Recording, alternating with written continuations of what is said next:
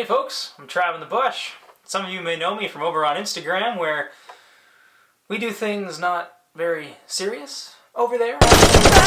But here, we're all business. We're all bird photography. We are all serious. Right, Bert? That's right. I'm a bird photographer from British Columbia, Canada, and today I'm here to teach you the top 5 mistakes beginner bird photographers make and how to fix them. The first mistake that beginner bird photographers often make is overcropping. You want that classic bird on a stick look, but you're too far away so you think you can just get away with cropping on into the image? Well, the more you crop in on an image, the more you're losing detail. And the more you crop in, the more detail that we're losing, the more grainy and noisy and just overall ugly your photo is gonna look. So the main way to fix this is kind of the obvious way, and that's to get closer to the bird. But I understand that it's not always that easy, so I have a couple of other options for you. Number one, and it's my favorite, change your location. If you're in a location where the birds aren't that habituated, they're flying away everywhere, and maybe you can't afford a hide or some kind of camouflage, you're gonna have to go to a place where they're more habituated, they're more used to people. My favorite spots to go are just local parks. Another way to fix the overcropping issue and the not so budget-friendly option is to purchase a longer lens, 500 or 600 millimeter lens, or purchase a teleconverter. Again, I know this isn't an option for everybody as it's not very budget-friendly, but it will help you get closer to the bird. And if that's completely out of the question, I have another way. And that's to know your subjects and anticipate their movements. An example of this that I'm going to use is the Anna's hummingbird. The Anna's hummingbird is a bird that we have here on Vancouver Island that is here year-round. And something to know about their behavior?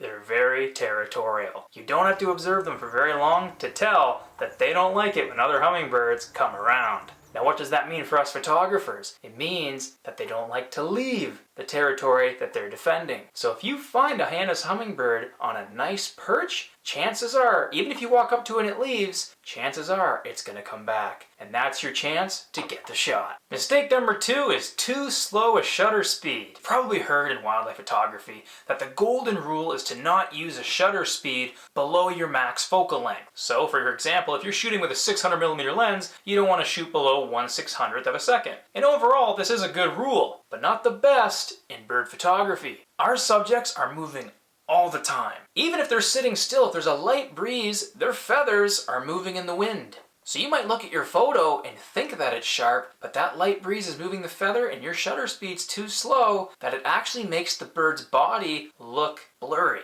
Now how do we fix this? We gotta raise that shutter speed. If the light's available, I don't like to shoot below 1/1000th of a second when I'm shooting birds. If I can shoot even higher than that, that's even better because all those twitchy little motions, I want to be able to capture it all. Now some of you might be nervous shooting with a higher shutter speed because that means you gotta raise that ISO. Do not be afraid to raise that ISO. Better to have a noisy photo than a blurry one. Raise that shutter speed when you're shooting your birds. Mistake number 3 is having busy backgrounds. In bird photography, we want the bird to be the main subject of our story, or the main subjects of our photos. When a viewer looks at your photo, they should immediately be able to tell, oh, that's the main subject. If your photo's busy, it's got branches going through the bird, it's got leaves all over the place, it confuses the viewer's mind and they're just gonna move on. So how do we fix this? Well, there's a number of ways. Number 1 is kind of the more obvious one, and that's to move around. Sometimes if you move a little bit to the left, a little bit to the right, up or down, you can try and find a really good angle where maybe it's a little bit smoother and the background's a lot clearer. Another thing you can do is use those branches and leaves to your advantage and frame the bird. This is more of a higher level move, but if you can do it, you can actually get some environmental shots. Instead of going for that portrait with the nice blurry background, try and use the branches and the leaves to tell a better story and show the bird in its environment.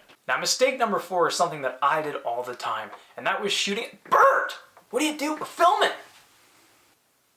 Was filming in the middle of the day, because that causes heat haze. I'm sure that a lot of us like to bring our cameras out when we're going for a hike, and we like to shoot birds while we're out doing that. But I think for a lot of us, we're hiking in the middle of the day when you got that nice, beautiful blue sky and the sun overhanging. Well, that's actually the worst light to be shooting birds or even most photography in general. Middle of the day sunlight is a harsh light. It causes harsh shadows and blown out highlights. And not only that, it causes heat haze. If you're not sure what heat haze is, here's just a simple explanation. The ground is cooler than the air, and it causes a mirage-like effect. one of the biggest culprits is the road. So the road, the pavement, is usually really hot or it's really, really cold, and then the air is the opposite, which creates this mirage-like effect. Have you ever looked at the road on a really hot day and you see that mirage effect? That's heat haze. But sometimes that's in the air and our eyes can't see it, but our camera can. And if you haven't experienced this yet on your journey, you're gonna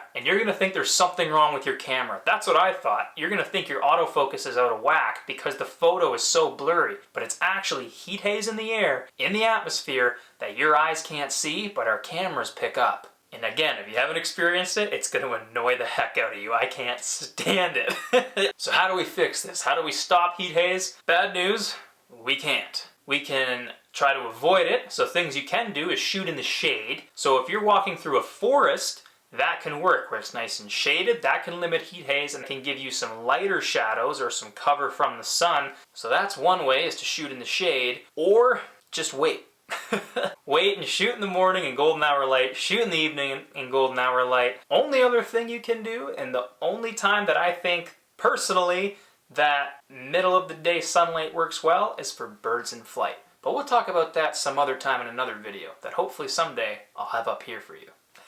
And mistake number 5 is not using the right autofocus mode. I ran a workshop last year where we were shooting bald eagles in flight, and I discovered that a couple of the guests were using single point autofocus when shooting birds in flight. I love single point autofocus. I use it for all my perched bird shots, but for birds in flight, I don't recommend it. The autofocus point is just so small with single point, and you have something moving fast through the air, that you want a larger autofocus field in order to get the bird in focus. And the way that we fix this issue is just to recognize which autofocus mode to use for certain situations. So for perch birds, I use single point autofocus. And for birds in flight, depending on what type of camera you use, when I was using a DSLR, I typically use dynamic area autofocus. And for folks that use mirrorless cameras, I use wide area small or wide area large, depending on the size of the bird, with bird eye detection or animal eye.